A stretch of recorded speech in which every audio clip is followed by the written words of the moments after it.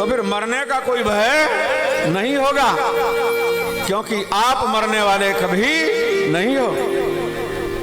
आप नहीं मरोगे क्योंकि आपका अर्थ है ईश्वर। एक वो शायद रहीम जी का दोहा है, सांच बराबर तप नहीं, है ना, और झूठ बराबर पाप, और जाके हृदय सांच है ताके हृदय आप। तो किसके संबोधन हुआ है आप शब्द समझ में आ गया? जाके हृदय सांच है ताके हृदय आप माने ईश्वर। तो ईश्वर कभी मरता है क्या? परमात्मा कभी मरता है क्या? ध्यान ये देना है कि जब कोई आप कहकर के संबोधन करे तो अच्छा तो लगता है, क्योंकि तू कोई कहेगा तो गड़बड़ होगी, तू सुनना कोई चाहता नहीं। क्यों भाई? कोई आपको बुलाए तो इधर आ, अच्छा लगेगा आपको, और कोई कहेगा आप जरा भैया इधर आइए ना, तो अच्छा लगेगा ना। तो तू का मतलब है शरीर और आप का मतलब है ईश्वर।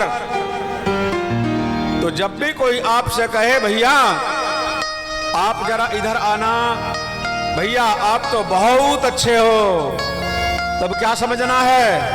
आपका मतलब ईश्वर अच्छे हैं। उसको आपके भीतर जो ईश्वर तत्व नजर आया वो उस गुण की प्रशंसा कर रहा है। तो आपको वहां पर अभिमान नहीं करना है। जब कोई कहे आप बहुत अच्छा काम कर रहे हो, तब आपको कहना होगा भैया ये तो सब भगवत कृपा है, करने वाले तो वो हैं, ये तो उन्होंने मुझे निमित्त बनाया है, क्योंकि वो मुझे यश देना चाहते हैं। क्यों? क्योंकि वो मेरे हैं और मैं उनका हूं। कौन ऐसा बाप होगा जो अपने पुत्रों को प्रेरित नहीं करेगा कि अच्छे काम करो? और कौन ऐसा बाप होगा जिसका बेटा अच्छा काम करे और पिता को प्रसन्नता ना हो? कोई दुनिया में है ऐसा? अरे कोई आपका बेटा जब कोई बढ़िया डिग्री लेकर आता है तो आपका भीतर इतना खुशियों से भरता है। जब आपको पता कि मेरे बेटे ने आईएएस का एग्जाम दिया था और उस रिजल्ट में वो पास हो गया, तो कितनी खुशी होती है, मेरा बेटा आईएएस हो गया। तो इसी प्रकार जब आप हम सब मिलकर शुभ कर्म करते हैं, अच्छे काम करते हैं, सच्चे काम करते हैं, सबको प्रसन्न करने की भावना से हम लोग अपने तन मन और धन का समावेश करते हैं, तब वो परमात्मा जो हमारा परम पिता है वो कितना खुश होता है कि मेरे बच्चे वो कर रहे हैं जो मुझे पसंद है, क्योंकि भगवान भी तो सबके लिए कर रहा है। अरे हम लोग दो चार के लिए करते हैं, हम केवल अपने परिवार के लिए कुछ करते हैं, वो तो सबके लिए कर रहा है ना। तो उसी प्रकार जिस प्रकार एक पिता अपने पुत्र के अच्छे कामों से प्रसन्न होकर के प्रसन्नता व्यक्त करता है और भीतर से आशीर्वाद देता है, उसी प्रकार हम सब मिलकर, चाहे वो स्त्री हो, चाहे वो पुरुष हो, चाहे वो हिंदू हो, चाहे वो मुस्लिम हो, चाहे वो सिख धर्म में जन्मा हो, चाहे वो ईसाई धर्म में जन्मा हो, अरे जाति पाति पूछे नहीं कोई, हरि को भजे सो हरि का होई, सब उसके हैं। कोई भी जब अच्छा काम करता है तो हमारा पिता, जिसको परम पिता कहते हैं, वो बड़ा खुश होता है। और उसका लक्षण क्या है? आप कैसे समझोगे कि हमारा परम पिता हम पर खुश हो गया? ये भी तो जानना जरूरी है। अनुभव कैसे करोगे? जिस काम को करने के बाद आपके भीतर प्रसन्नता हो रही हो, जब जब आप लोग मुस्कुराते हो, जब जब लोग आप शांत और प्रसन्नता व्यक्त करते हो, समझ लेना वो आपके भीतर बैठा हुआ वो ठाकुर ही मुस्कुरा रहा है, वो नारायण ही मुस्कुरा रहा है, वही मुस्कुरा रहा है। उसकी मुस्कुराहट तुम्हारे चेहरे पर आ रही है, आप नहीं मुस्कुरा रहे। आप माने ईश्वर मुस्कुरा रहा है। और उसकी मुस्कुराहट का अर्थ है कि जितना जितना वो मुस्कुराता है उतना उतना आपको आनंद का अनुभव होता है। यही जीवन का आसार है। सारी जिंदगी हाय हाय हाय हाय करते करते मर जाओगे, शरीर छूट जाएगा, क्या एक दिन भी आनंद पूर्वक गुजारा है? बुरे कर्म करने वाला ना तो दिन में चैन ले पाता है और ना रात को नींद गहरी सो सकता है। नींद गहरी तभी आएगी, चैन तभी मिल पाएगा जब हम किसी को बेचैन नहीं करेंगे। जब हम किसी को बाहर सताना बंद कर देंगे तो हमारी बेचैनी ऑटोमेटिक अपने आप बंद हो जाएगी। आप करके तो देखो।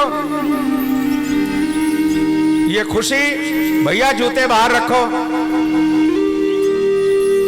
तो मुस्कुराहट परमात्मा का अपना लक्षण है। आनंद आत्मा में है और मन में प्रसन्नता है और तन में सुख है। एक बार पुनः आप विचार करिएगा, सुख केवल शरीर तक सीमित है। सुख शरीर भोगता है, दुख मन भोगता है और आनंद ये आत्मा का विषय है। सुख भी चले जाते हैं और दुख भी चले जाते हैं, लेकिन आनंद एक बार यदि मिल गया तो वो परमानंद में तो बदल सकता है, लेकिन आनंद कभी समाप्त नहीं हो सकता। लेकिन उसके लिए अपने मन को संसार के विषयों से हटाकर परमात्मा के गुरुदेव के चरणों में हमें जोड़ने का अभ्यास करना है। और उसी अभ्यास को पुष्ट करती है कि श्रीमद् भागवत कथा।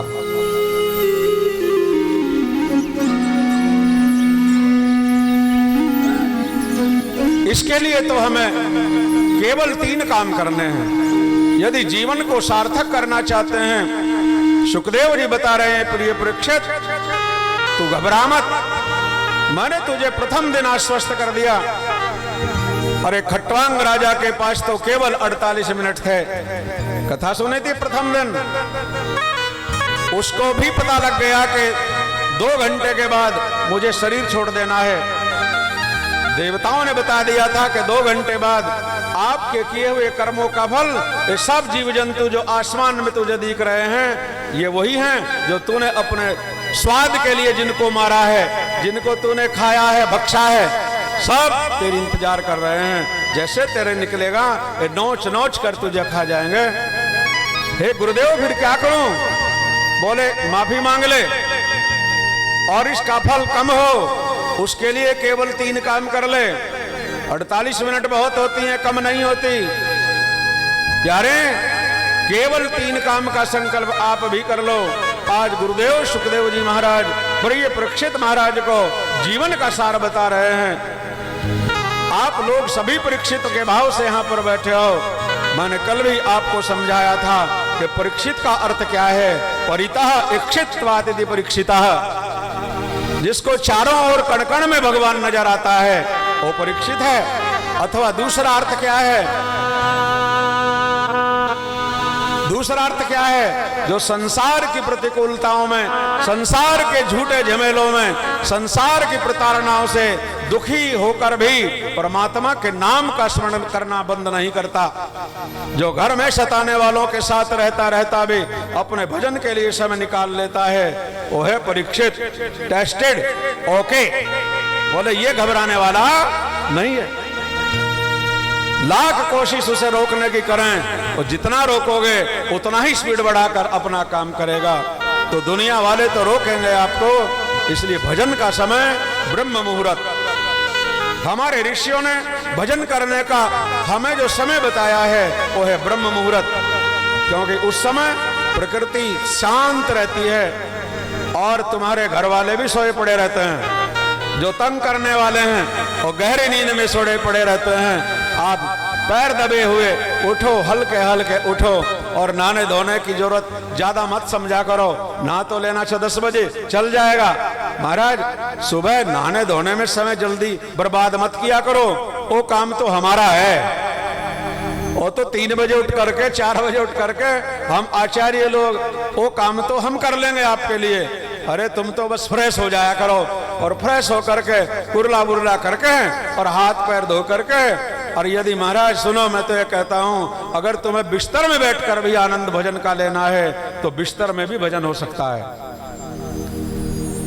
जमीन पर बैठ जाओ और अच्छा, कुर्सी पर बैठकर, बेड पर बैठकर, जहां भी आपको भगवान का नाम करना हो, लेकिन मंत्र नहीं जपने का विधान कुर्सी पर बैठकर, मंत्र नहीं जपने का विधान आपके बेडरूम में बेड पर बैठकर। हाँ, भगवान के नाम का जप हर अवस्था में किया जा सकता है। आप कहेंगे मंत्र में और नाम में अंतर है? बोले हाँ, अंतर है। जब ओमकार लग जाता है, नाम के सामने जब ओम लगा दोगे तो ऑटोमेटिकली उस नाम का चतुर्थी हो जाएगा, चतुर्थी वचन में वो आ जाएगा। और चतुर्थी लग गई, ये विभक्तियां हैं, ये आपकी समझ में तो नहीं आएंगे। हाँ, कोई टीचर संस्कृत का बैठा हो, जिसने संस्कृत पढ़ी है, उसको पता लगेगा कि चतुर्थी विभक्ति क्या है। जैसे राम शब्द है, आप राम राम राम राम राम राम राम राम जपते जाओ, इसका अर्थ क्या हुआ? ये नाम है भगवान का। हर हालत में आप इसका जप कर सकते हो। और यदि आपको ओम रामाय नमः यदि ये बोलना है तो बदल गया ना सिस्टम। राम में चतुर्थी विभक्ति लग गई, राम का रामाय हो गया, और जब रामाय हो गया तो ओम प्रणवाक्षर पहले जुड़ गया।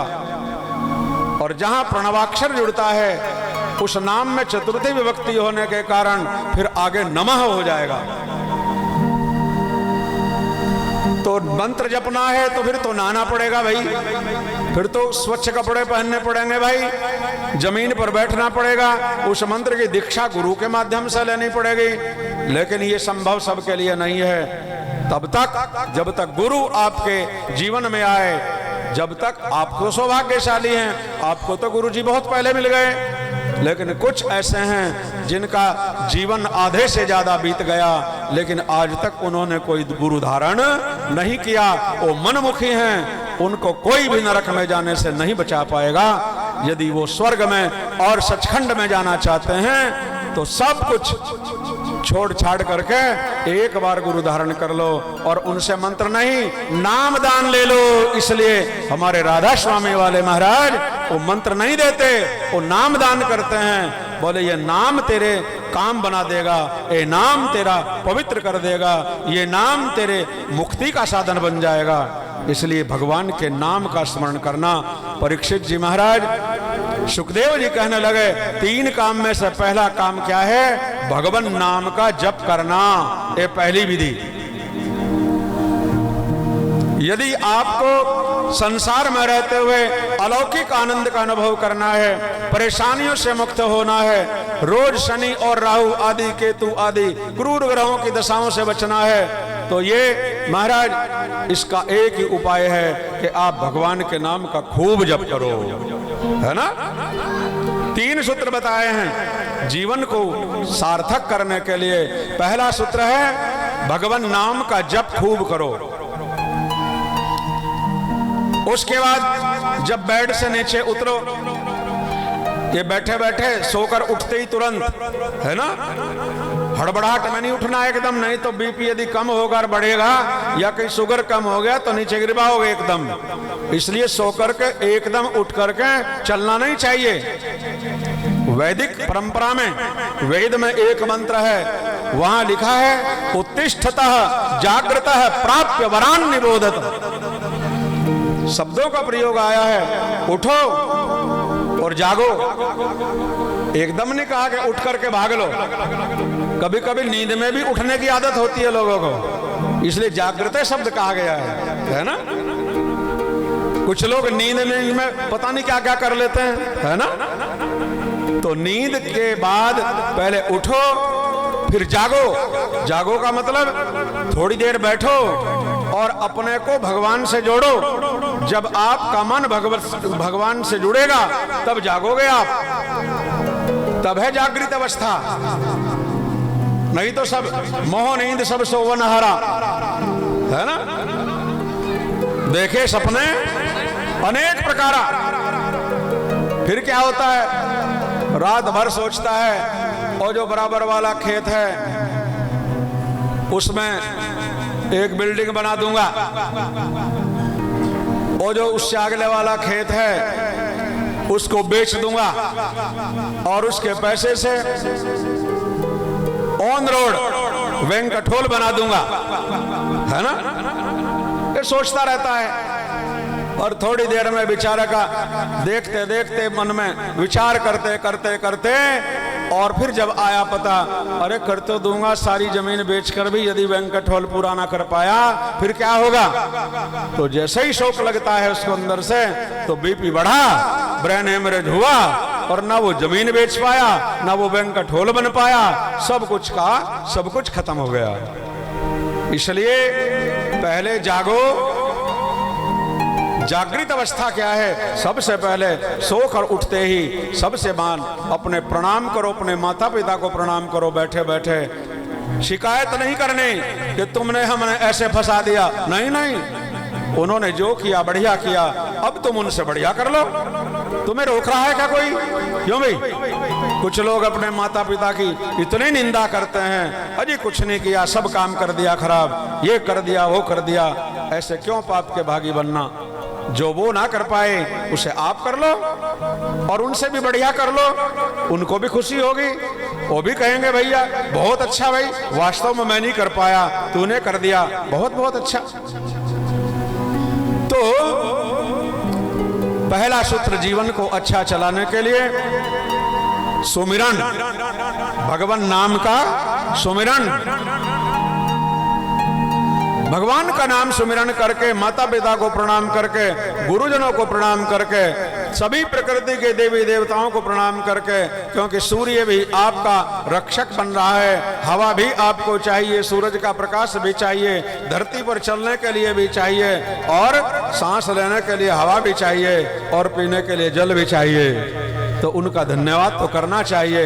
हे प्रभु, तेरी कृपा से सब कुछ साधन मिल रहा है। यह है स्मरण, इसका नाम है सुमिरन। भगवान के प्रति कृतज्ञता अर्पित करते हुए हमको उसको याद ही रखना है। स्मरण का मतलब है जिसका कभी भूल ना हो, जो कभी भुलाया ना जा सके, और जितना भुलाने की कोशिश करें उतना ज्यादा वो याद आने लगे, तब है सच्चा सुमिरन। उसके बाद अपना जो व्यवहारिक काम है, किसान लोग हैं अपनी खेती पर चले जाएं, ऑफिस वाले हैं अपने ऑफिस में चले जाएं, और जो मैया हैं, जो आप लोग हैं, आप अपनी रसोई में चली जाओ, अपने अपने सब काम करो, कपड़े धोते रहो, और ये भगवान का नाम जपते रहो। कितना सरल है। अलग से घंटी बजाने की जरूरत नहीं पड़ेगी, अलग से कुछ पूजा पाठ करने की जरूरत नहीं पड़ेगी। हर कर्म को परमात्मा का ही कर्म मानना है, और उसे सच्चे मन से करना है, और प्रभु को सौंप देना है। हर कर्म तेरी पूजा हो जाएगा, अलग से करने की आवश्यकता नहीं पड़ेगी।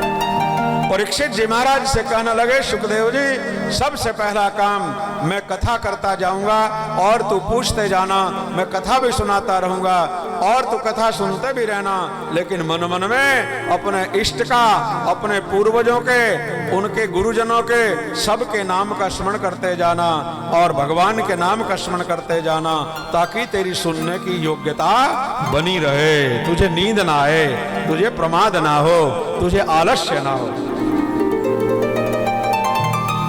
तो जब आप भगवान के नाम का स्मरण करके कोई भी काम करेंगे, तो गारंटी है उस काम का भी फल अच्छा ही होगा, क्योंकि वो काम आपने अपने निजी पर्पज के लिए नहीं किया, वो ईश्वर की प्रीति के लिए किया है, और ईश्वर की प्रीति से किया हुआ काम ईश्वर को प्राप्त होता है, और उसका फल वो आप तक पहुंचा देता है। तो पहला सूत्र क्या हुआ? सुमिरन।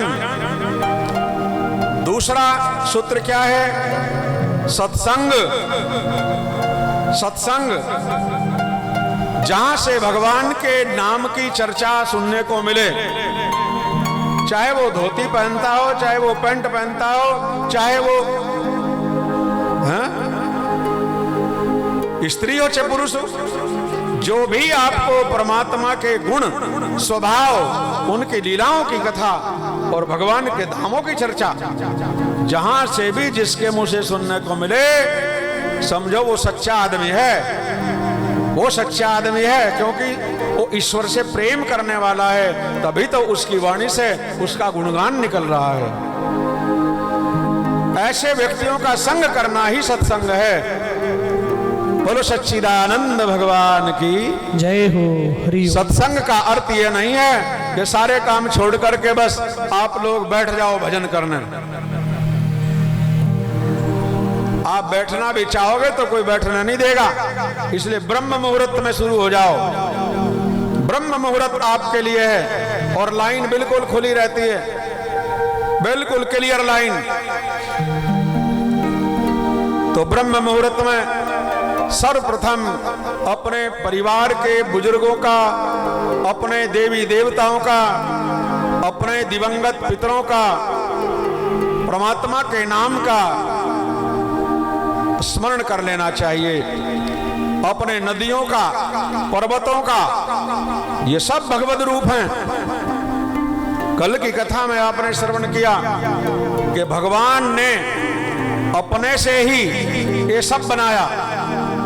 ये मटेरियल वो कोई अलग से नहीं मंगाया कि पाकिस्तान का मटेरियल हिंदुस्तान में लग गया हो। खुद ही वो अपने आप इन रूपों में प्रकट हुए। इसलिए अनेक रूपाय विष्णवे प्रभु विष्णवे।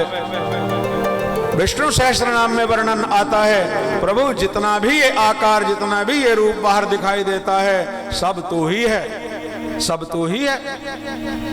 उस नाते सबसे हमें प्रेम करना है, सबसे हमें सौहार्द पूर्वक व्यवहार करना है। हमें जाति पाति में बंटना नहीं है, हम सब एक हैं। हाँ, जो हमें बांटना चाहते हैं हमसे, या तो उनको अपनों में मिलाना है या फिर उनसे अलग हो जाना है, तब चैन पड़ेगी। सुमिरन, उसके बाद सत्संग। सत्संग माने बताया, जिसके मुख से भी आपको जितनी देर उसके पास बैठो उतनी देर आपको संसार की चर्चा वो ना करे, संसार वाले की चर्चा करे, समझो सच्चा आदमी है। और यदि वो महाराज इधर उधर की चर्चा करे तो फिर हाथ जोड़ दो, भैया थोड़ा सा मुझे जल्दी काम आ गया, मुझे जरा काम है, यानी उसका तिरस्कार भी नहीं करना, लेकिन वो स्थान वहां से छोड़ देना है। तब आपका मन परमात्मा की भजन करने लायक बचेगा। और यदि दुनिया की सुनते रहे तो तुम भी दुनियावी हो जाओगे। यदि संसार और प्रपंचियों की सुनते जाओगे तो आप भी प्रपंची हो जाओगे और अपने जीवन के लक्ष्य से आप भटक जाओगे। मौत का क्या भरोसा, उसे तो आना ही है, वो किसी का इंतजार नहीं करेगी, उसे तो अपने समय पर आना ही है। इसलिए साधु संतों ने बड़ा सुंदर कहा, किसी भी जिस देवताओं को तुम अच्छा मानते हो, जो तुम्हें पसंद है, उसके नाम का स्मरण करते जाओ। भज गोविंदम भज गोविंदम भज गोविंदम भज गोविंदम भज गोविंदम भज गोविंदम गोविंदम भज मूढ़मते गोविंदम भज मूढ़मते गोविंदम भज गोविंदम भज गोविंदम भज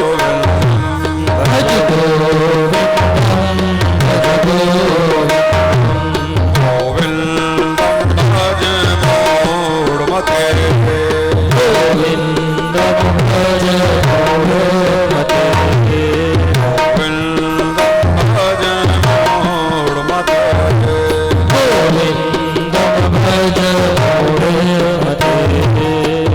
नारायण भज नारायण भज नारायण भज नारायण भज नारायण भज नारायण भज नारायण भज नारायण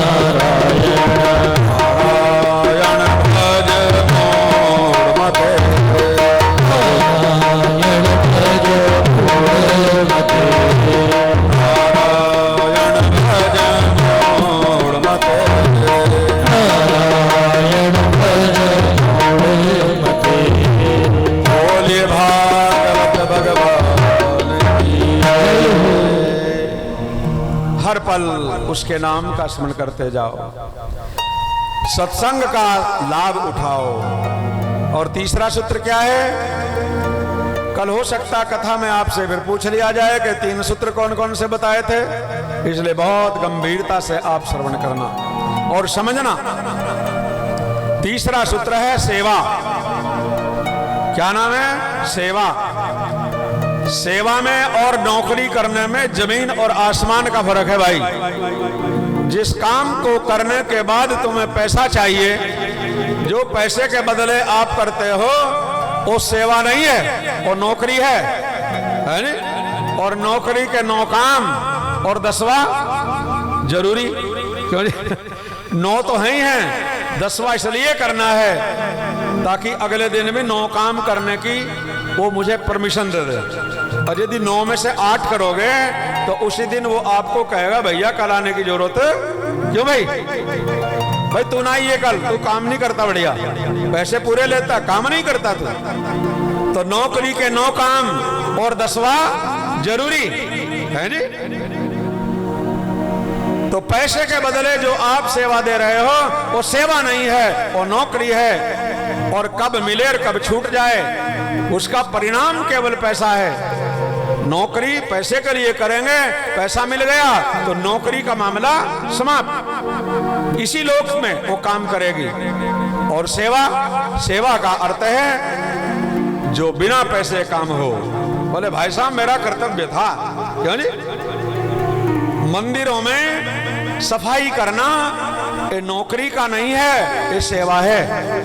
मंदिर में सफाई रखना, अपने घर में सफाई करना, अपने घर में अपनों के लिए भोजन आदि बनाना, ये नौकरी नहीं है, ये सेवा है। क्योंकि इसका कुछ मोल नहीं हो सकता। और तुम्हारी सेवा का किए हुए का फल ये संसार दे भी तो नहीं सकता। जितना तुम्हारी सेवा है उतना ये संसार वाले कहां देते हैं? नहीं दे पाएंगे। क्यों? क्योंकि सोचते हैं इसने 50 मांगे तो 40 में काम चला कर देखो, मान गया तो 10 बच जाएंगे, है जी। लेकिन परमात्मा आपकी सेवा से खुश होकर उसका फल इतना देगा कि आप उसको इस जन्म में भी आनंद का उपयोग करोगे और परमानंद भोगते भोगते एक दिन उसी सेवा के फल से आपको वो अपना लोक भी दे देगा। तो थोड़ा सा अपना हमें मन बदलना है।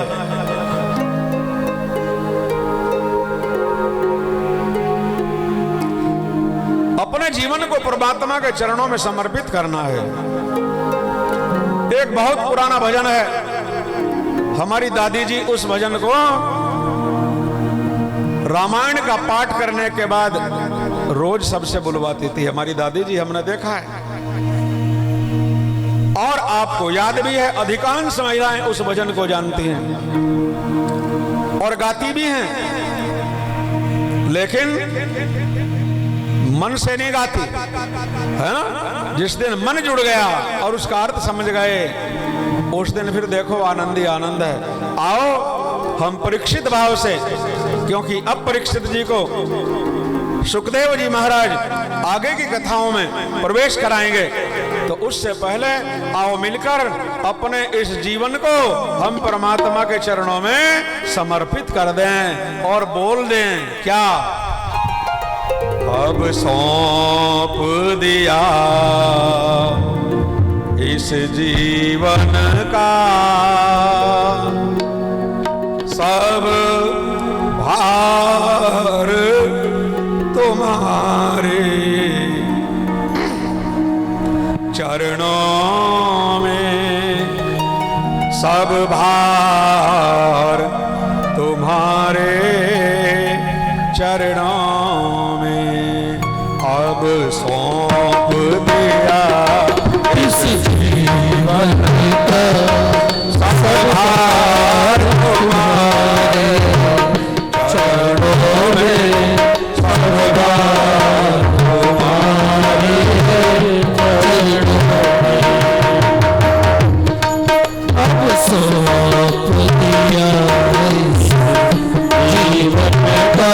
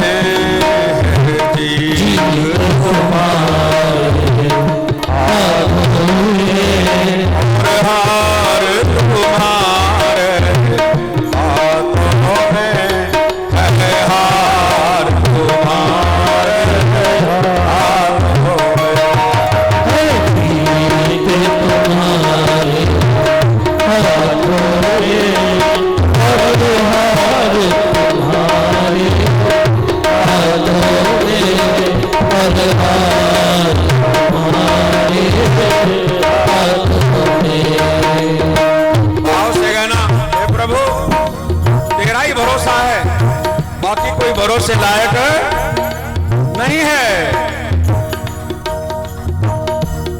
मेरा निश्चय बस एक यही, एक बार तुम्हें पा जाऊं मैं। मेरा निश्चय बस एक यही, एक बार तुम्हें पा जाऊं मैं। एक बार तुम्हें पा जाऊं मैं। एक बार तुम्हें पा जाऊं मैं। अर्पण कर दो दुनिया भर का, अर्पण कर दो दुनिया भर का। सब प्यार तुम्हारे हाथों में, सब प्यार तुम्हारे हाथों में। अर्पण कर दो दुनिया भर का, सब प्यार तुम्हारे हाथों में, सब प्यार तुम्हारे हाथों में। माली की सेवा करते जाओ, अपने जीवन को प्रभु चरणों में समर्पित करो।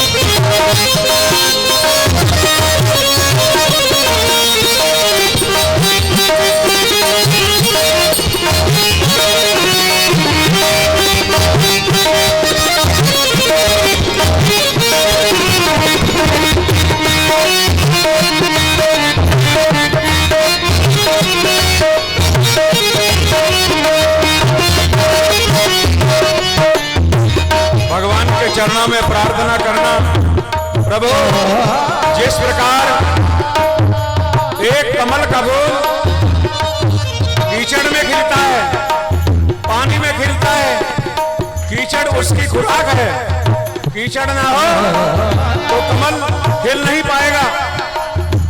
लेकिन कमल को ज्ञान है कि ये मेरा भोजन है, यदि मैं इसको ज्यादा इस्तेमाल करूंगा, इसके ज्यादा निकट जाऊंगा, यदि मैं इसको स्पर्श करूंगा तो मेरा अस्तित्व समाप्त हो जाएगा। इसलिए वो उस कीचड़ से 1 फुट ऊपर रहता है और मुस्कुराता है।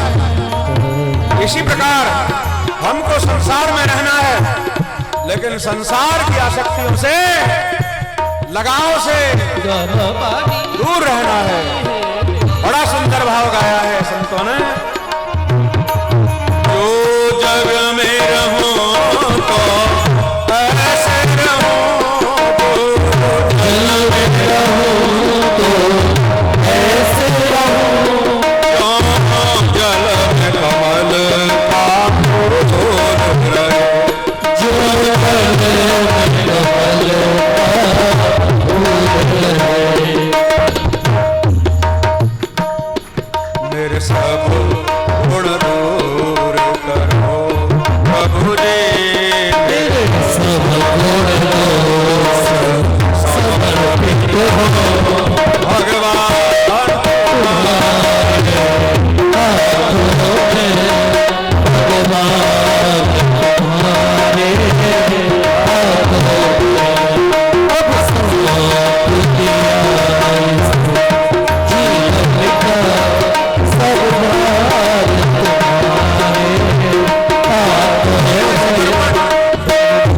यह है समर्पण। जब पहले हम समर्पण करेंगे, सबसे पहले प्रेम की परिभाषा क्या है, प्रेम कब सिद्ध होगा? सबसे पहले समर्पित होने से पहले भरोसा करो उसके ऊपर, भरोसे लायक है कि नहीं है। जहां समर्पण करना चाहते हो, क्या वो भरोसे के लायक है? याद रखना, संसार में कोई भरोसे के लायक नहीं है।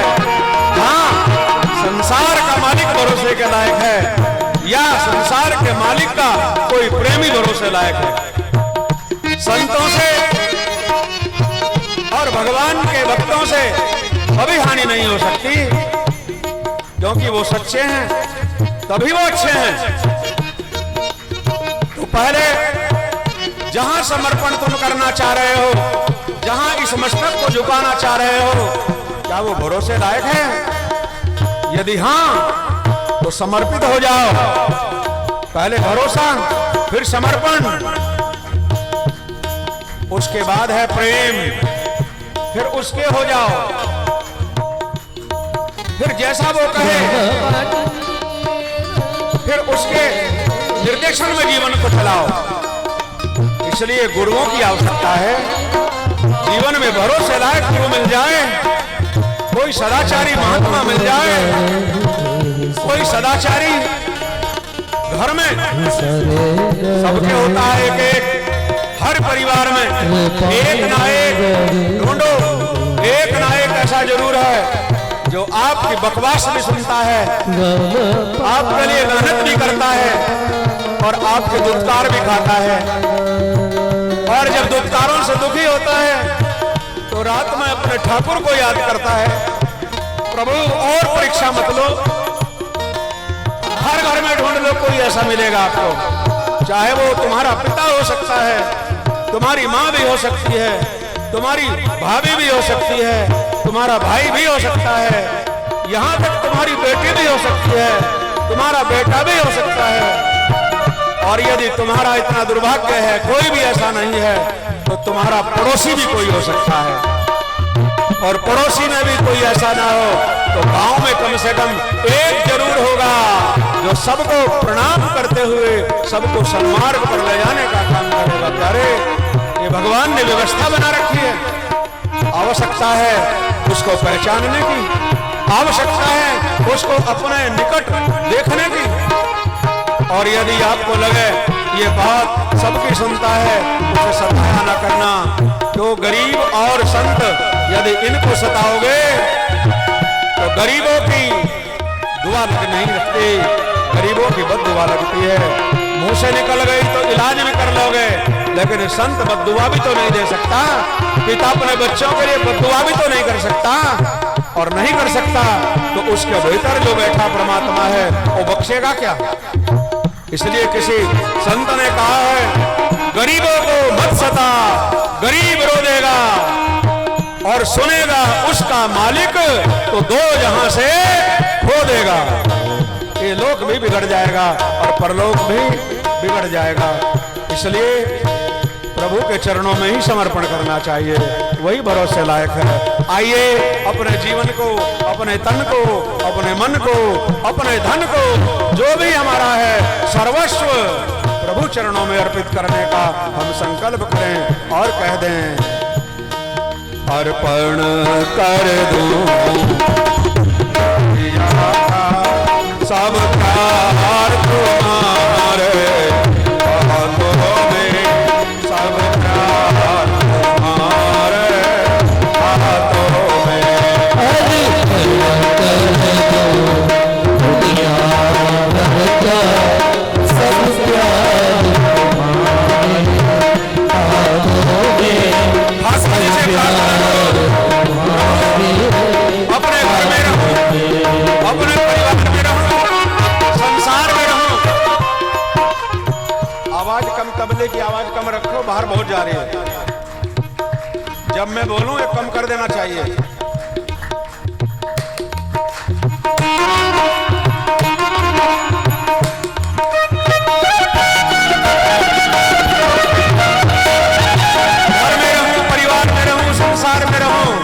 जहां भी रहूं ऐसे रहूं, कैसे? जैसे जल में कमल का फूल रहे। मेरे सब गुण दोष समर्पित हो भगवान तुम्हारे हाथों में, भगवान तुम्हारे हाथों में।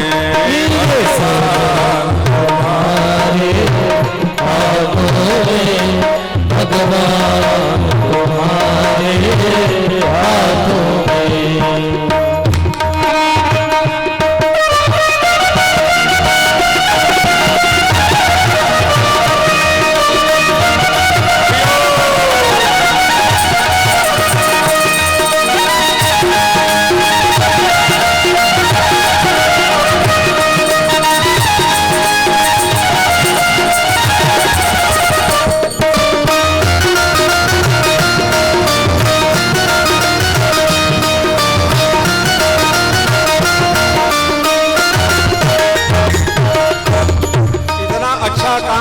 अवश्य कर लो। और ये जीवन के 3 सूत्र बताए हैं। इस जीवन में ये 3 काम यदि आपने करते रहे तो गारंटी है, पक्की गारंटी है, क्या अगला जन्म भी मनुष्य का ही होगा और अच्छे घर में होगा। और इतना ही नहीं, भगवान और भगवान के भक्तों से आपका संबंध भी होगा। और भक्त इसी प्रकार ये भागवत की राम कथाएं, ये कथा सुनने का अवसर मिलता जाएगा, जीवन समर जाएगा और एक ना एक दिन गोलोक धाम में भी वास हो जाएगा। फिर भी भगवान से मांगना ही पड़ेगा, प्रभु यदि किसी कारण मनुष्य का जीवन ना मिले तो गारंटी तो नहीं, जबरदस्ती तो नहीं है, वो तो तेरी कृपा का प्रभाव है। मनुष्य का जीवन दोगे तो भी ठीक, और यदि पशु का जीवन दोगे तो वो भी ठीक। लेकिन यदि मुझे पशु बनाना हो तो कहां का बनाना? वृंदावन का। यदि पत्थर की योनि भी देगा तो मुझे गिरिराज का पत्थर बना देना। यदि मुझे वृक्ष बनाना है तो वो भी मुझे वृंदावन का, अयोध्या का, ताकि लोग भक्त आए, साधु संत आए तो उनकी पवित्रता, उनका वाइब्रेशन वो मुझे मिले और मुझे उस शरीर में भी भगवान की भक्ति का अनुभव होता रहे।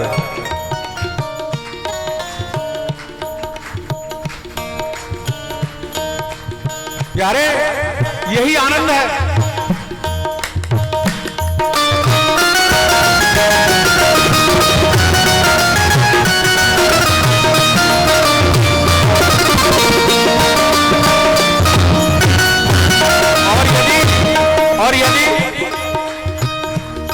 यदि मानुष का मुझे जन्म मिले,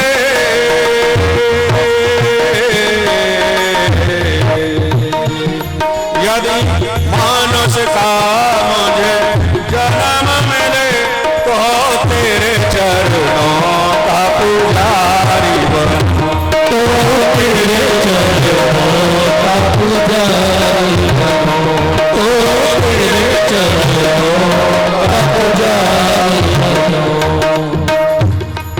इस पूजक के एक रंग का होता है तुम्हारे हाथों में, होता तुम्हारे हाथों में, करता तुम्हारे हाथों में, करता तुम्हारे हाथों में।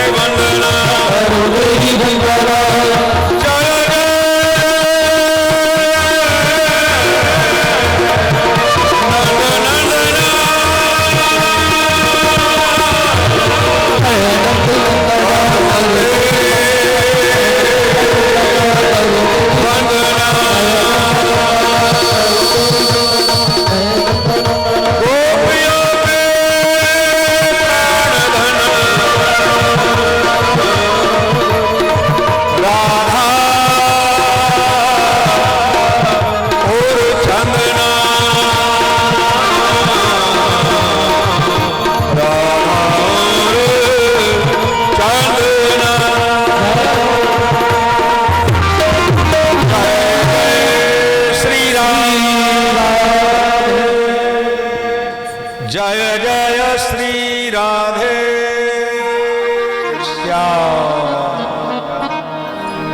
सुखदेव जी के श्री चरणों में परीक्षित जी महाराज अपने जीवन के उन तमाम रहस्यों का अवलोकन करते हुए और अपने किए हुए उस नीच कर्म को जो उनसे भूख और प्यास के कारण हो गया था, अपनी भूख और प्यास के कारण याद रखना, भूख और प्यास पर नियंत्रण रखना ही साधना है।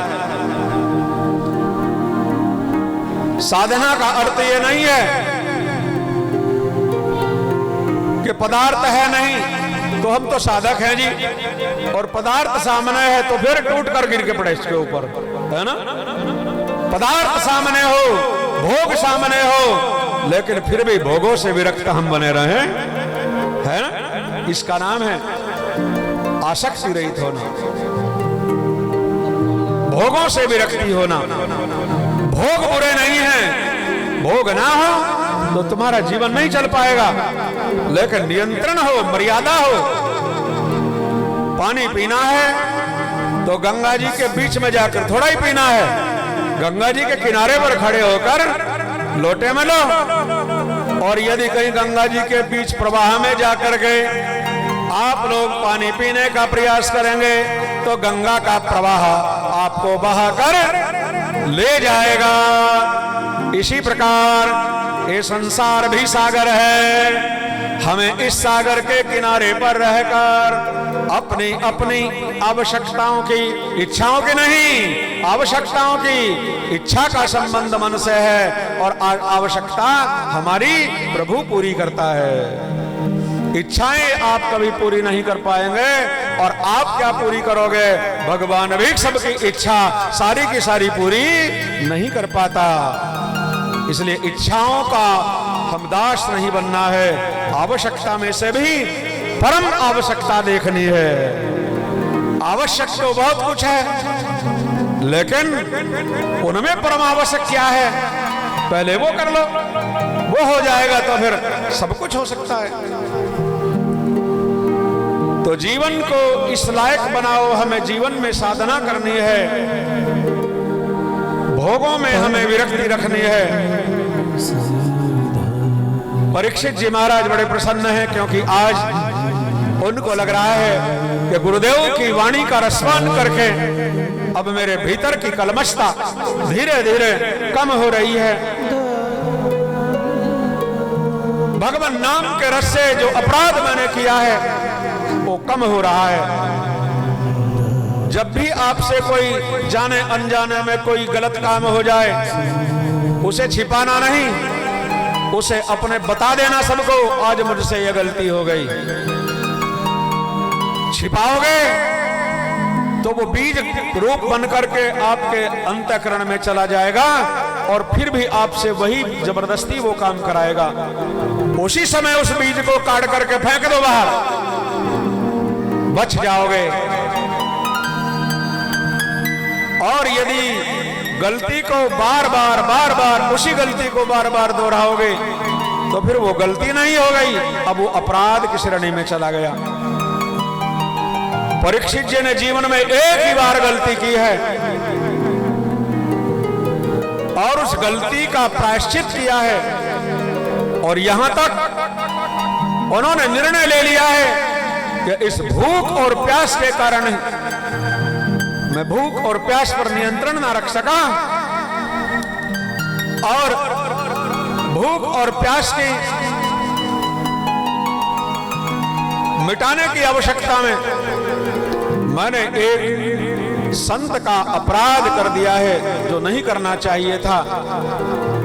कहते हैं गलती इंसान से होती है,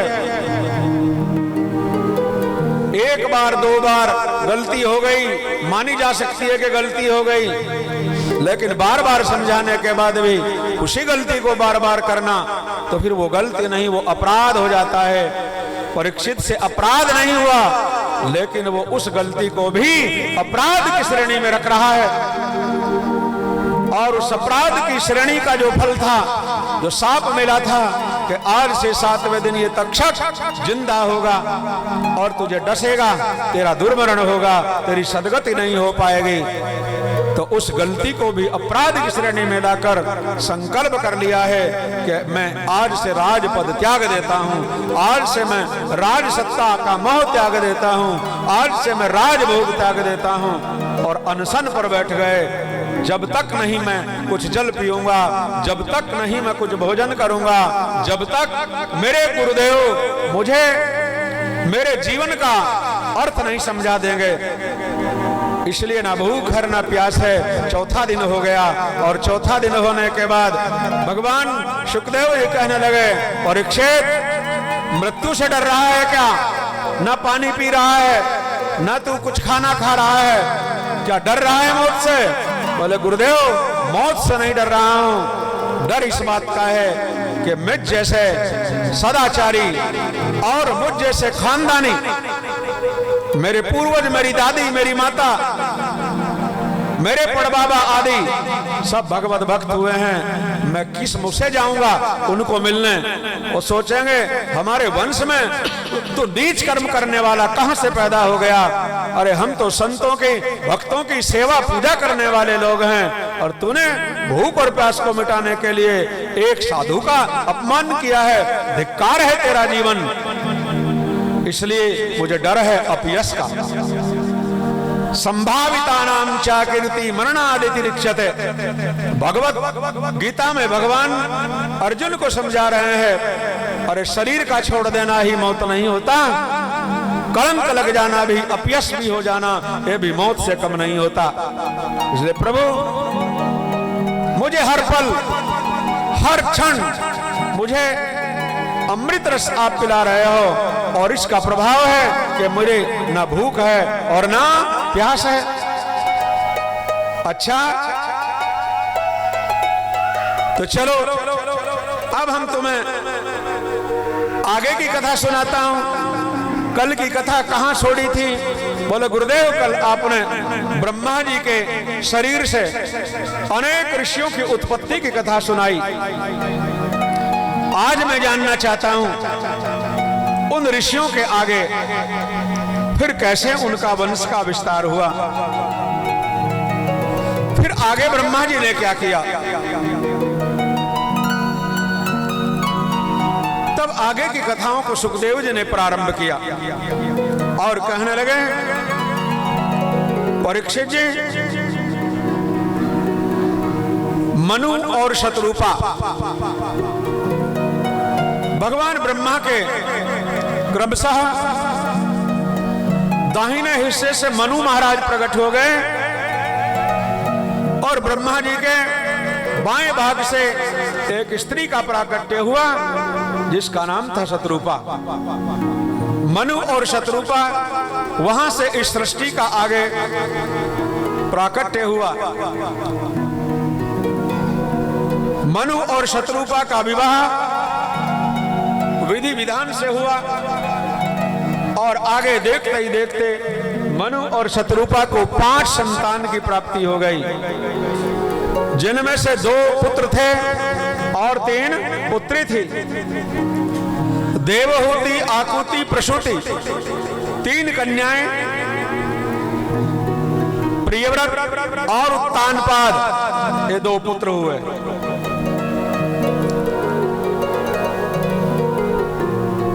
आकुति नाम की कन्या का विवाह रुचि नाम के ऋषि से हुआ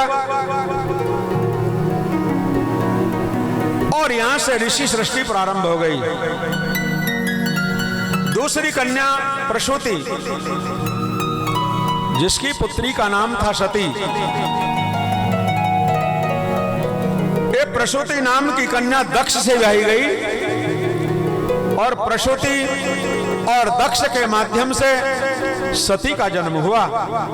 यह वही सती जो भगवान शिव से ब्याही गई, वही सती जो यज्ञ में अपने पिता के द्वारा अपने पति शिव का अपमान नहीं सह सकी और परिणाम स्वरूप उस सती ने अपने योगाग्नि को प्रकट करके अपने शरीर को समाप्त कर लिया था। प्यारे, तीसरी कन्या जिसका नाम है देवहूति, ये कर्दम नाम के ऋषि से ब्याही गई। कर्दम नाम से ये ऋषि प्रसिद्ध थे। आइए कर्दम और देवहूति का थोड़ा सा आध्यात्मिक अर्थ समझ लें, क्योंकि कर्दम और देवहूति के माध्यम से भगवान साक्षात कपिल के रूप में प्रकट होने वाले हैं। और आज तो हमारे इस कथा पंडाल में साक्षात कपिल ऋषि की औलाद संतान और हमारे परम प्रेमास्पद परम पूज्य श्री रमेश जी कपिल, जो हमारे वास्तव में हृदय के अंदर उनका भाव, उनके चरणों का प्राकट्य मानो मेरे हृदय में रहता है। सहारनपुर से पधारे हैं और मुझे तो आज इतना हर्ष हो रहा है। हमारे दामाद जी गौरव कपिल जी महाराज कहां से प्रकट हो गए एकदम, मुझे तो सरप्राइज हो गया। मुझे पता ही नहीं था कि आप लोग आओगे। कहां से आए हैं? यहां से लगभग 1700 किलोमीटर दूर है, रायगढ़ छत्तीसगढ़, बहुत दूर है। एक दिन पूरा लगता है ट्रेन में, वो भी राजधानी में। और यदि पैसेंजर में जाओगे तो 2.5-3 दिन में पहुंचा जाता है। वहां से श्री गौरव जी, चलो मैं आपको दर्शन करवा देता हूं, आप उनका सम्मान कर दो, क्योंकि वो हमारे दामाद हैं, सबसे बड़े दामाद। देखना चाहोगे? दर्शन कराता हूं, आप उनका सम्मान करो ताली बजाकर, है ना, और आशीर्वाद दीजिए कि वो गौरवशाली काम करते रहें और उनका गौरव यशस्वी बनकर खड़ा हो जाए। अभी हमारे गौरव जी आपको खड़े होकर के प्रणाम कर रहे हैं, इनको आशीर्वाद दीजिएगा, ताली बजाकर स्वागत। तो वही जो आपके मूल में ऋषि हैं कपिल देव, वो कर्दम और देवहूति के घर में प्रकट हुए। तो जहां नारायण प्रकट हो सकते हैं तो उस घर में कितनी पवित्रता रही होगी। आज इस कथा का यही सूत्र मैं आपको देना चाहता हूं, क्योंकि कथा तो सुनते सुनते आप इतने बूढ़े हो गए, लेकिन कथा का सार समझ में नहीं आ पाया। ये सेवक केवल कथा नहीं, लेकिन जो भी आप तक परोसता है वो आपकी समझ में आ जाए, इसलिए पूरा प्रयास किया जाता है। कथा तो कभी भगवान की पूरी हो ही नहीं सकती, क्योंकि खुशी कैसी होगी? भगवान तो अनंत हैं, और भगवान अनंत हैं तो फिर उन कथा का अंत कैसे हो सकता है? वो समझने तो हाथ जोड़ लिए। हरि अनंत हरि कथा अनंता, कहाँ ही सुनाई बहु विधि बहु संता। कहां तक इन कथाओं का सार दें? तो भगवान आपके भी पुत्र हो सकते हैं। जैसे कर्दम और देवहूति के घर में भगवान कपिल का अवतार हुआ है, आपके पुत्र भी भगवान बन सकते हैं, लेकिन आपको कर्दम जैसा आचरण करना पड़ेगा, आपको देवहूति जैसा व्यवहार करना पड़ेगा। पुरुषों को कर्दम होना पड़ेगा। कर्दम का अर्थ क्या है ये जानना बहुत जरूरी है। उस मनुष्य को कर्दम की श्रेणी में लाया जा सकता है जो अपने इंद्रियों पर नियंत्रण करना समझता है, अपना अधिकार। जो अपने इंद्रियों को 5 ज्ञानेंद्रियां, 5 कर्मेंद्रियां, मन बुद्धि चित्त आदि जिसके अपने बस में है, उसका नाम है कर्दम। कर्दम कीचड़ को भी कहते हैं, कीचड़ को कहते हैं। और कीचड़ में कौन खिलता है? अभी तो बताया 2 मिनट पहले, कमल। तुम्हें कीचड़ में मिलकर कीचड़ नहीं होना है, तुम्हें कीचड़ में रहकर भी कमल की तरह बनना है, कमल की तरह होना है। और कमल का अर्थ क्या है? कमल की पहचान, कमल कितना भी खिला हुआ हो और कितने भी तेज बारिश क्यों ना हो, लेकिन उसके फूल के ऊपर पानी टिक नहीं सकता। टिका करके दिखाओ, एक बूंद ज्यादा और वो भी मोती की तरह चमकेगी, है ना।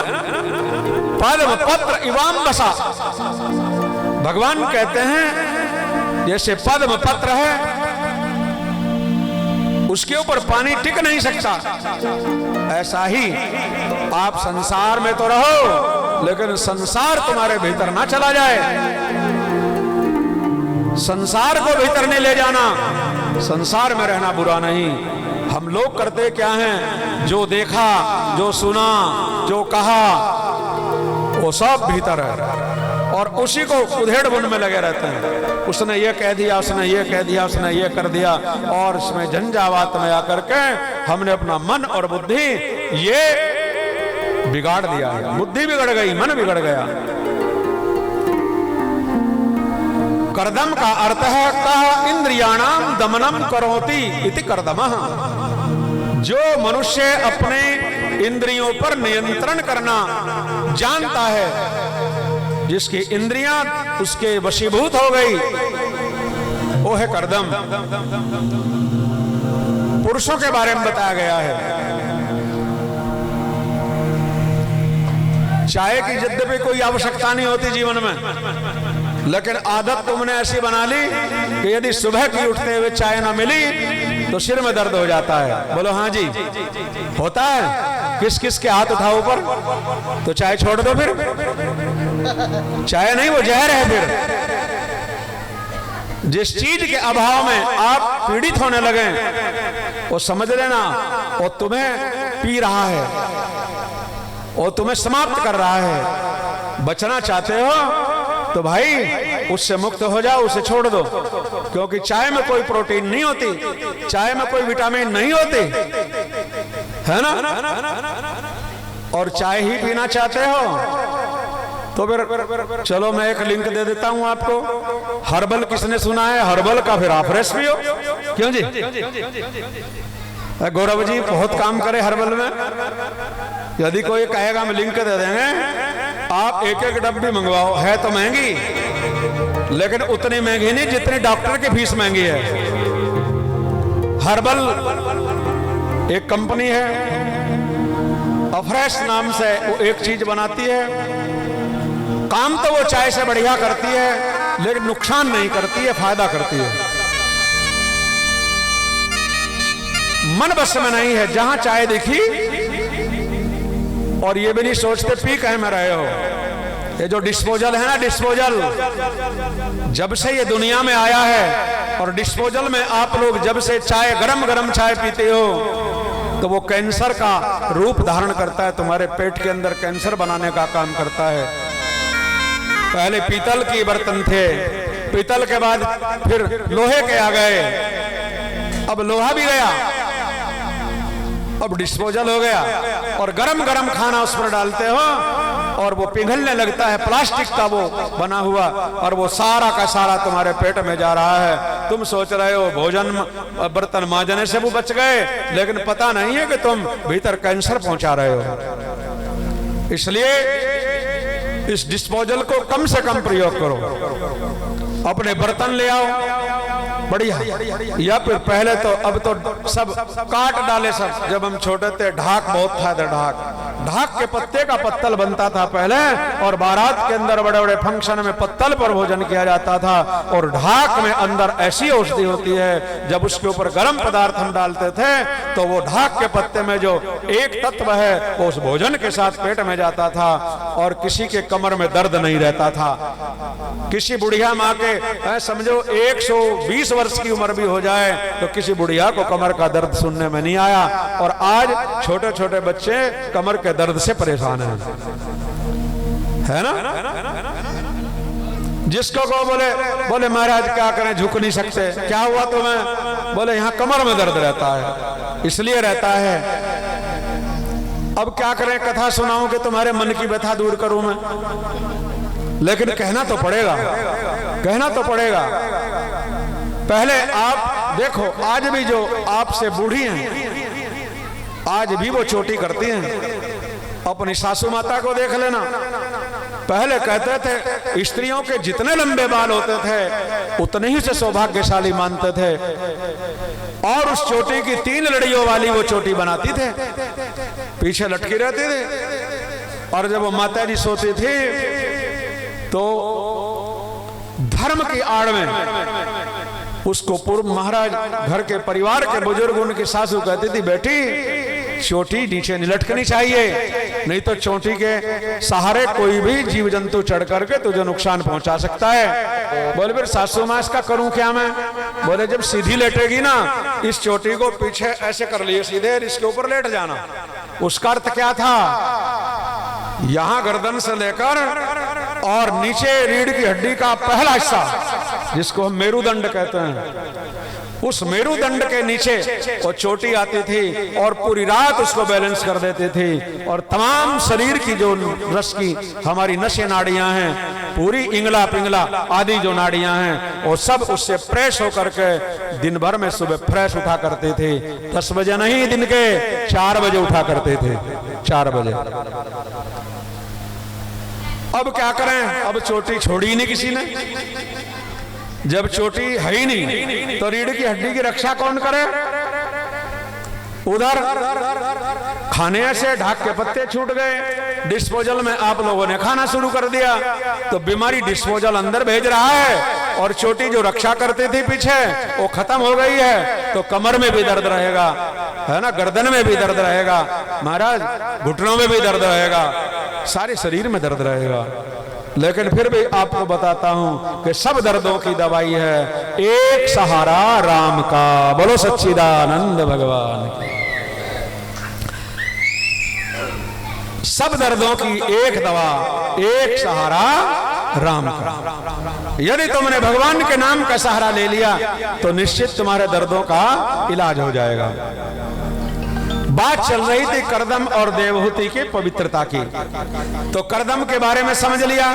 जो मन से और तन से पवित्र है उसका नाम है करदम, जिसका इंद्रियों पर नियंत्रण है, जो आवश्यकता के बगैर कितना भी बढ़िया पदार्थ क्यों सामने ना हो और खाता नहीं है। बोले मुझे पेट में मेरे कोई जगह नहीं है।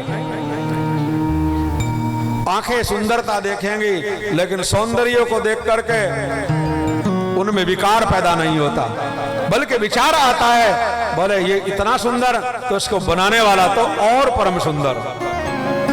आंखें देखें, सौंदर्यता के माध्यम से परम सुंदर को देखने का अभ्यास करें तो तुम्हारी आंखें धन्य हो जाएंगी। कान जब सुनने के लिए प्रेरित हो, जब भगवान नाम सुनना अच्छा लगने लगे तो समझ लेना तुम्हारे कान धन्य हो गए। पैर चलकर जब सत्संग में आपको ले आए, समझ लेना पैर धन्य हो गए। और जब कीर्तन में आनंद आने लगे तो उसको आनंद को और मजबूत करने के लिए जब आपके दोनों हाथ ताली बजाने लगे ऐसे, तो समझ लो आपके हाथ धन्य हो गए। और ताली बजा करके जब ऐसे बजाते हैं तो दुर्भाग्य में जो लिखा है, ये रेखाएं दुर्भाग्य की, वो अपने आप ताली के माध्यम से नष्ट हो जाती हैं और तुम्हारा भाग्य जाग जाता है। करना तो पड़ेगा। देवहूति कौन है? हर माता चाहती है कि मेरा बेटा राम जैसा हो। कौन ऐसी महिला है जो कंस जैसा बेटा चाहती हो? कौन ऐसी महिला है आप में से जो दुर्योधन जैसा पुत्र चाहती हो? चाहती है कोई? राम जैसा पुत्र चाहिए, कृष्ण जैसा पुत्र चाहिए, प्रहलाद जैसा पुत्र चाहिए, अम्बरीश जैसा पुत्र चाहिए, पृथु जैसा पुत्र चाहिए, भगवत भक्त चाहिए। तो उसके लिए आपको माताओं देवहूति जैसा अपने जीवन को बनाना होगा।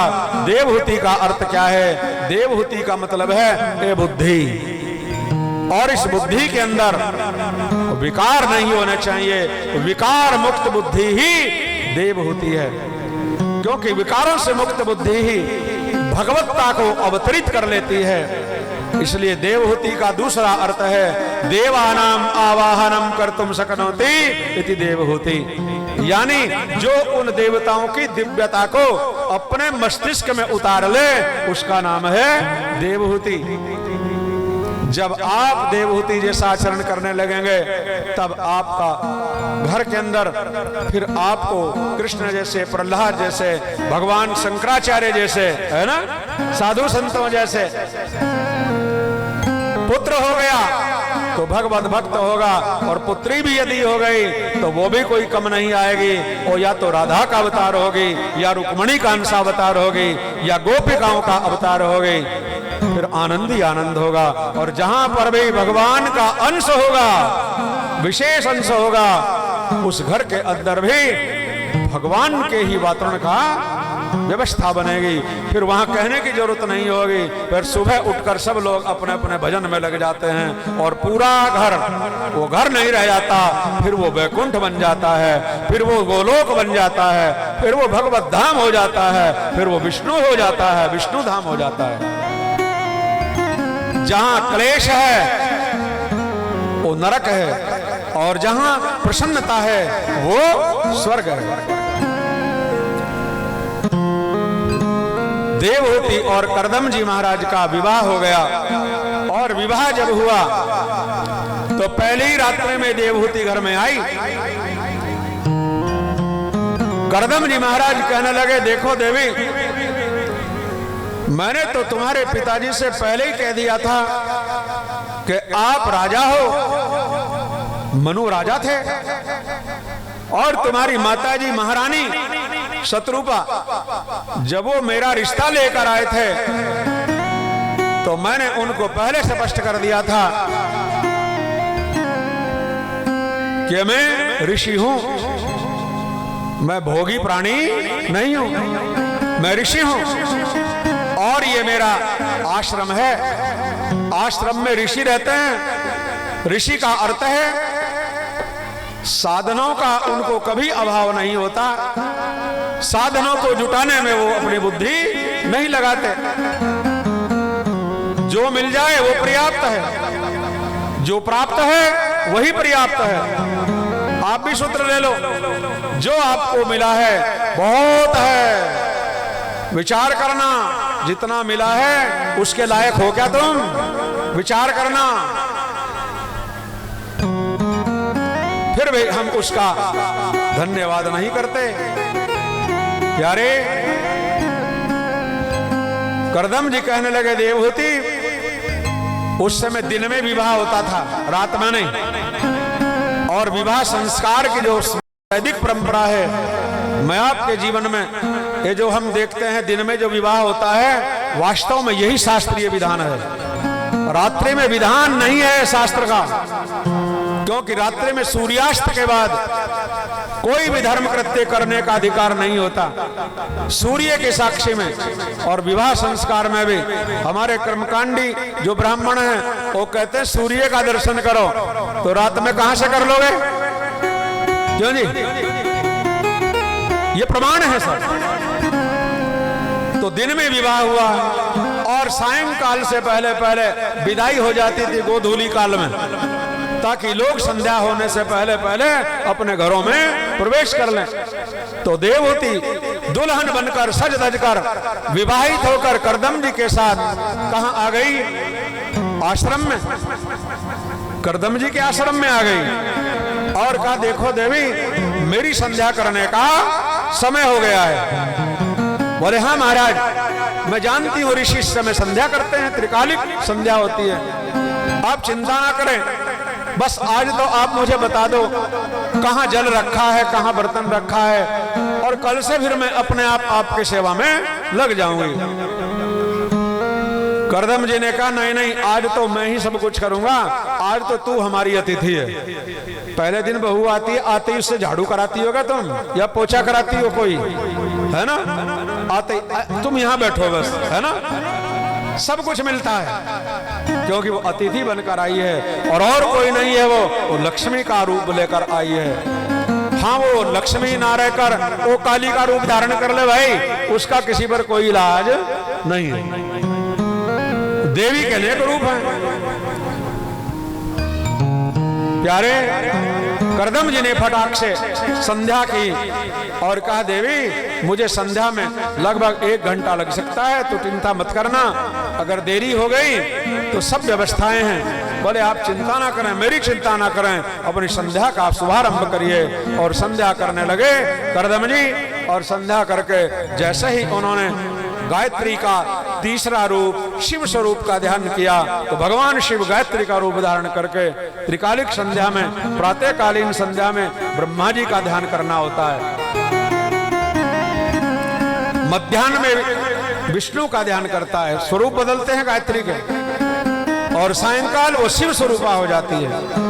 तो जैसे ही भगवान करदम जी ने उस रूप को देखा, उस रूप में मोहित हो गए और करदम जी महाराज की समाधि लग गई। भागवत में वर्णन आया है, न जाने कितने वर्ष गुजर गए, दिन के बाद रात, रात के बाद दिन चलता रहा, लेकिन उनकी तो माला ही पूरी नहीं हुई। वो तो समाधि में थे और वो जो देवहूति थे वो विचार करने लगी, कोई बात नहीं है, इसका मतलब यह है मैं बहुत सौभाग्यशाली हूं कि मुझे इन जैसे ऋषियों से मेरा विवाह हुआ है। धन्य है वो बालिका जिसका पति सदाचारी है। और आप सज्जनों से भी मेरा निवेदन है, अपनी बेटी को यदि विवाहित करना है तो दहेज के लोभियों से कभी मत कर देना।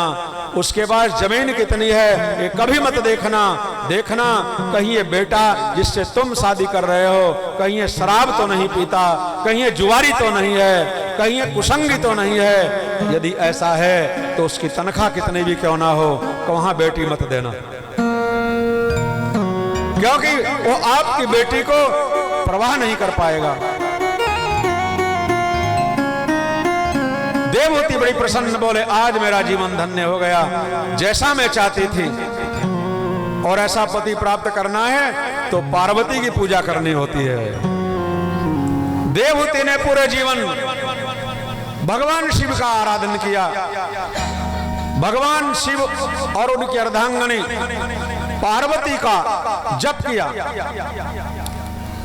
हे गौरी शंकर अर्धांगी, यथा त्वं शंकर प्रिया तथा माम कुरु कल्याणी कांत कांता सुदुर्लभम। हे देवी, मुझे कोई ऐसा पति देना जो भगवत भक्त हो, ईश्वर भक्त हो। आज मानो वो इच्छा पूर्ण कर दी। और अच्छी पत्नी प्राप्त करने के लिए भी विवाह से पूर्व जब युवक चाहे कि अब मुझे विवाह करना है तो 1 साल पहले वो भी भगवती मां जगदम्बा की आराधना करे। वो भी भगवती जगदम्बा जी का एक मंत्र है। यदि आप चाहते हैं कि मेरे संसार से मुझे मुक्त करने के लिए मुझे कोई अच्छी सदाचारी कोई पत्नी के रूप में चाहिए तो उसे भी जप करना पड़ेगा। उसके लिए भी मंत्र हमारे मार्कंडेय पुराण में, जो दुर्गा सप्तशती में भी है। यदि कोई युवक उसको जपेगा तो निश्चित ही उसको कोई सदाचारिणी और सुंदर सौभाग्यशाली घर को चलाने वाली और संसार में शुद्ध वातावरण बनाने वाली, आपके परिवार को खुशहाल करने वाली बेटी पुत्री किसी की जरूर मिल जाएगी। उस मंत्र का जप करना है। मंत्र बता दें आपको, करना ना करना भाई आपकी मर्जी है। मांगना तो पड़ेगा और देवी की कृपा होती है तभी वो कोई दिव्य कन्या तुम्हारी पत्नी के रूप में आप तक पहुंचाने का काम करती है। पत्नी मनोरमाम देहि मनोवृत्तानुसारिणीं तारिणीं संसार सागरस्य कुलोद्भवाम। हे देवी, मैं आपको प्रणाम करते हुए इतनी याचना करता हूं, कुलोद्भवाम, उत्तम कुल में, अच्छे कुल में उत्पन्न हुई ऐसी पत्नी मुझे प्राप्त करना जो मेरे अनुकूल हो, मेरे मन को प्रसन्न रखने वाली हो। मनोरमाम, मेरे मन को प्रसन्न करने वाली हो, मनोरम हो। मनोवृत्तानुसारिणी, और मेरे मन के अनुकूल वो चले, जबरदस्ती मुझे अपने अनुसार ना चलाने का प्रयास करे। आजकल क्या हो रहा है उल्टा, आजकल पति के अनुकूल चलना नहीं चाहता कोई।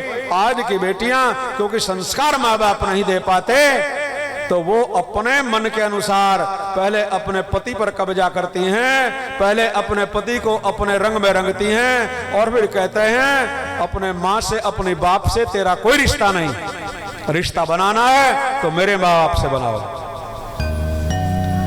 नहीं बनाओगे तो घर में क्लेश, कुछ भी कह दोगे और तुमने ही तो नाश किया, ये टेलीफोन दिया इन बेटियों को, एक मिस कॉल कर देती है और घर वाले भी कहकर भेजते हैं क्या, बोले जरा सा भी कोई परेशानी हो बस मिस कॉल दे देना, 10 मिनट में वहीं इंतजाम कर देंगे। ऐसे बसेंगे घर, ऐसे परिवार चलेंगे क्या? ये परिवारों को यदि जोड़ना है, परिवारों में यदि आप प्रहलाद जैसे,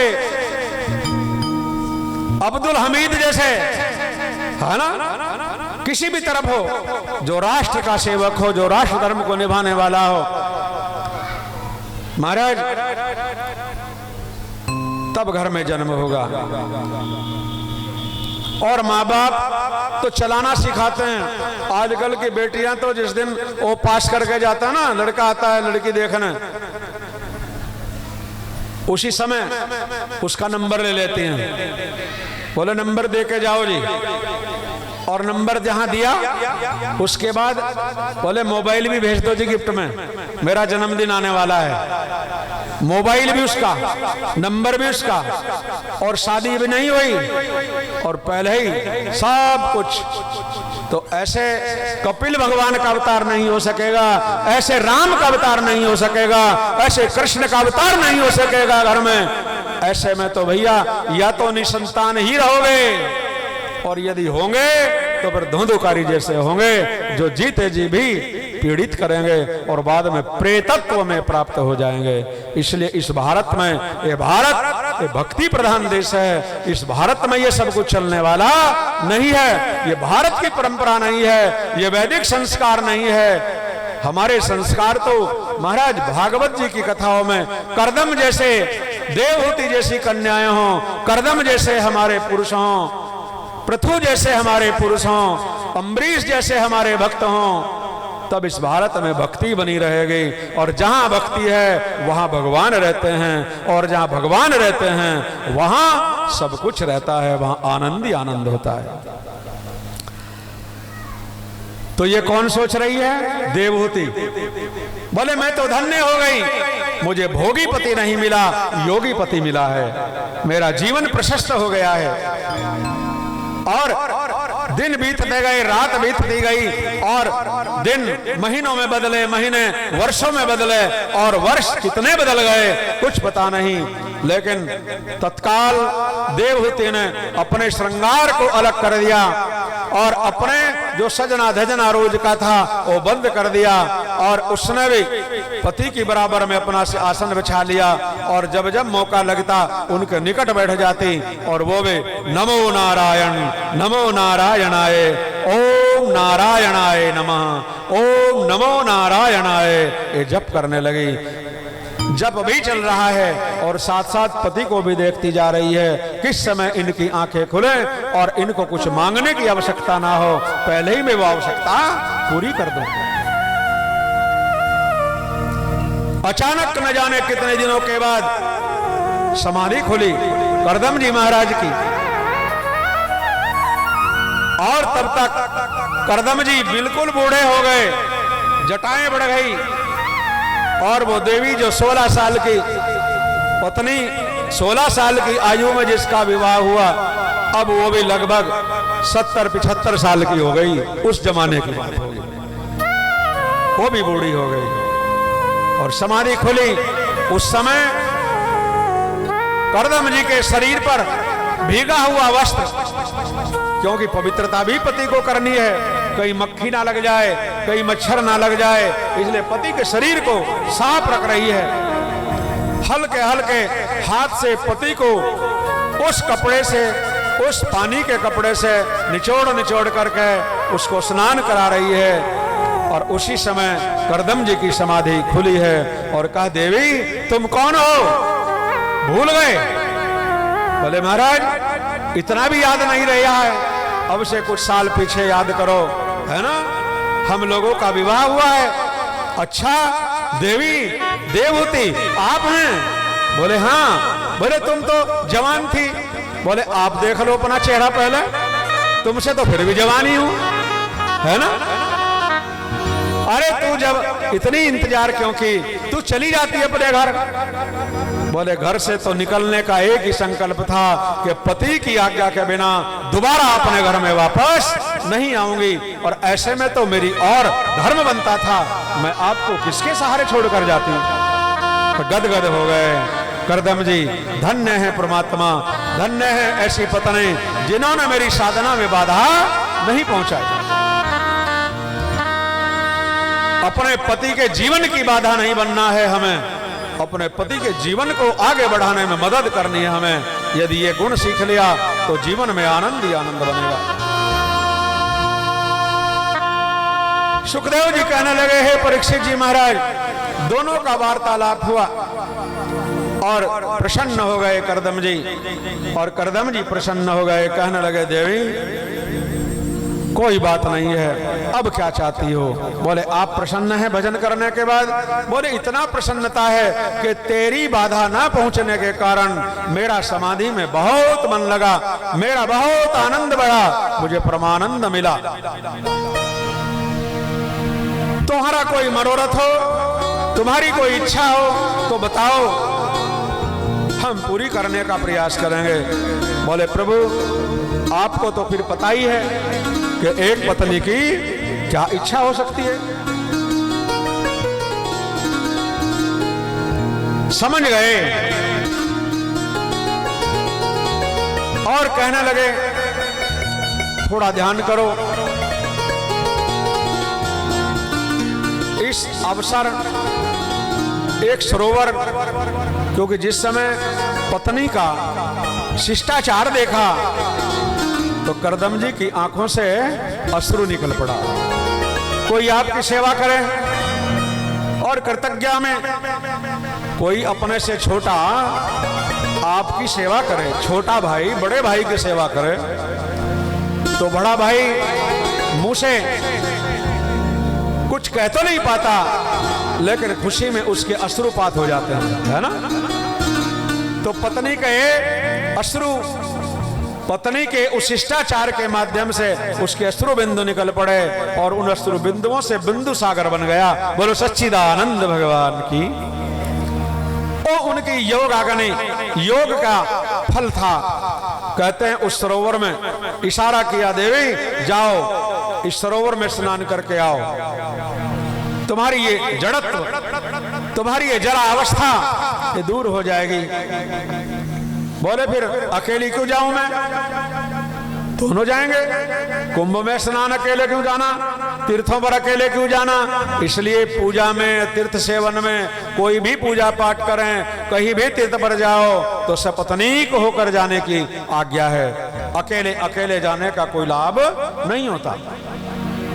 बोले दोनों चले, दोनों ने मिलकर के स्नान किया और दोनों ने मिलकर स्नान करके जैसे ही डुबकी लगाई तो मानो उस सरोवर के तलहटी में, तल में पहुंच गए। कुछ ऐसा योग बना और जब अंदर देखा किसने, देवहूति ने, अंदर अनेक प्रकार की सखियां, अनेक प्रकार के सखा, सबने मलमल कर उनको अच्छी प्रकार स्नान कराया, उनका श्रृंगार किया। और जब उनको बाहर वो आए तो बाहर एक दूसरे ने एक दूसरे को बड़े प्रेम से देखा। कैसे देखा, करदम जी देख रहे हैं, जिस समय विवाह हुआ था उस समय जैसे इसका सौंदर्य था, आज तो उससे भी ज्यादा सौंदर्य बढ़ गया है। और देवहूति ने करदम जी को देखा, जैसे उस समय आए थे मुझे वरण करने के लिए, आज तो उससे भी ज्यादा सुंदर हैं। बैठ गए, देवी अब क्या चाहती हो। बोले प्रभु अब थोड़ा हम लोग गृहस्थ आश्रम प्रारंभ करें तो उससे पहले हम लोग देवताओं का दर्शन करें, पवित्र धाम की यात्रा करें। यह है नियम भारत का। और आजकल क्या है, शादी हुई नहीं, होटल बुक पहले। क्यों जी, कटु सत्य है लेकिन स्वीकार करना पड़ेगा, ये भारत की संस्कृति नहीं है, ये पाश्चात्य दृष्टिकोण हमको बदलना पड़ेगा। और हम निकल जाते हैं होटलों में रह करके महाराज, वहां कौन भजन, कहां भजन होता है। तभी तो संतान धुंधुकारी जैसी पैदा होती है महाराज। सबसे पहले आज भी परंपरा है, जब नववधू और अपना बेटे का विवाह होता है तो सबसे पहले उनको अपने पितरों पर ले जाया जाता है, तीर्थों पर ले जाया जाता है, अपनी कुलदेवी का पूजन कराने। चलो भाई, हमारी कुलदेवी शाकंभरी देवी है, वहां प्रणाम करें।